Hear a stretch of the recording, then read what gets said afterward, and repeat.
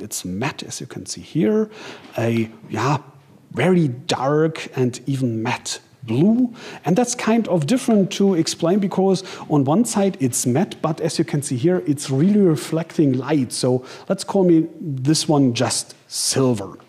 And coming to the materials we have here, this complete backside is aluminum, a special one called ALCATEL, some special crafted aluminum. Don't know exactly the details, but it's looking great, even if you see all the fingerprints. I hope you can see in the video here. So that's kind of a mixture between glossy glass figuring and nevertheless looking a bit black. The total frame around here is aluminum too. Only plastic are the top and back and this piece here because somewhere the antenna signals have to go through, of course. Main focus has been on the camera. Of course, it's Sony, folks. So it might be the same like on the Xperia X, if you remember, when you heard here 23 megapixels.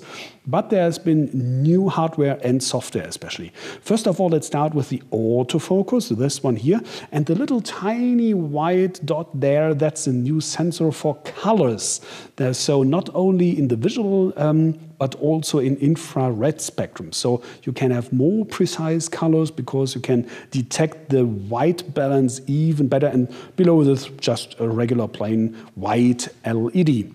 In the front, 13 megapixels, plus also with some new feature, the 5-axis stabilization. It's not an optical stabilizer, just optical on the Z-axis, like the Xperia X, but now on all 5 axes. So don't matter how you hold your phone, it shall be stabilizing very well. Of course, Sony is telling us so. And that's the same here on the front for selfies. And if you have ever had that problem with shaky selfies, especially if it's getting a little bit low light conditions or something, I hope, let's knock on wood, that this one is really working that well as Sony is promising here. So let's come to the hardware here to the front. It's a 5.2-inch display, Full HD, meaning 1080 or 1920 pixels, and it shall be very bright with 600 candela or nits. So let's wait for the final test, but if this is really true, it would be very bright. Then you have a Qualcomm Snapdragon 820 processor, meaning the current flagship from Qualcomm. So only 4 cores, as you might remember, but very strong ones with up to 2.15 gigahertz and 3 gigabyte of RAM.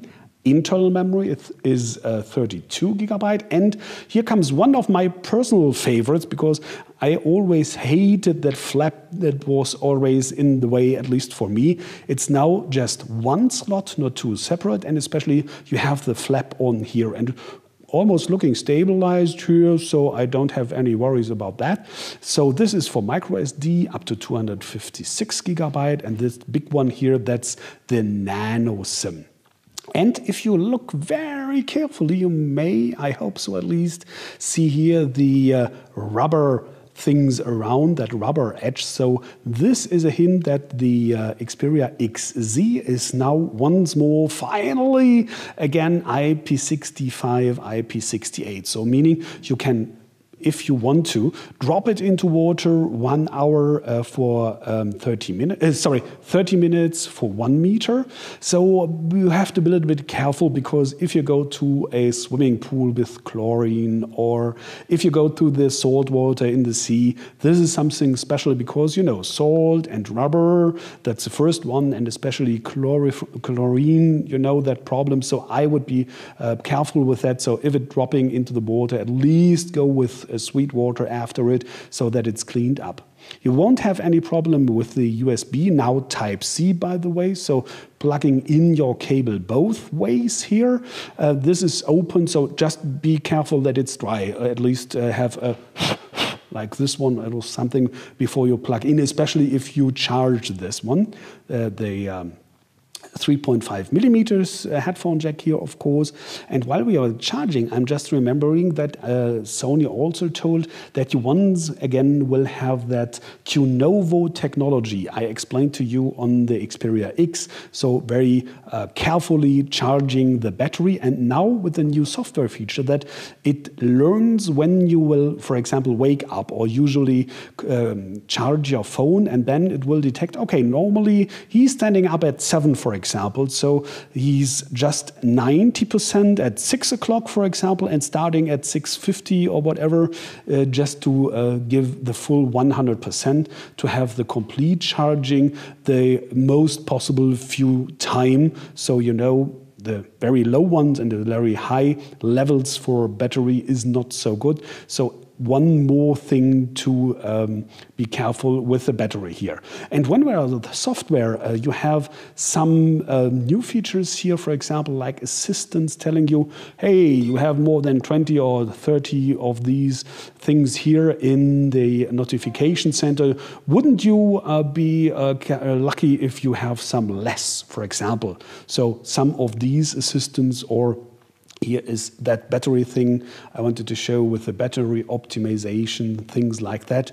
Or for example, the cleaner. Let's go, I guess it was in storage over here, smart cleaner, and then advanced. See this, for example. So the smart cleaner, you might know this feature is detecting, for example, just one that you have an app not used for, let's say, 2 days or 4 days or whatever, and it's still in the RAM, in the working memory, so won't you shut it down. This is doing automatically unless you fix some apps over there to stay permanently in the working memory nevertheless. So things like that, that making usage easy. So you have 4G LTE 450 megabit per second nominally, Wi-Fi AC, NFC, everything, and you might have detected already, of course, it's Android 6.1 here.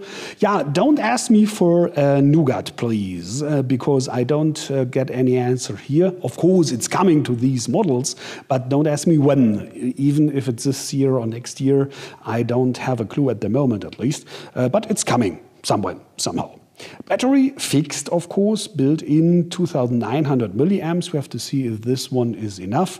And last of all, of course, dimensions. It's 72 by 146 millimeters at 8.1 millimeters, 161 grams, I told you.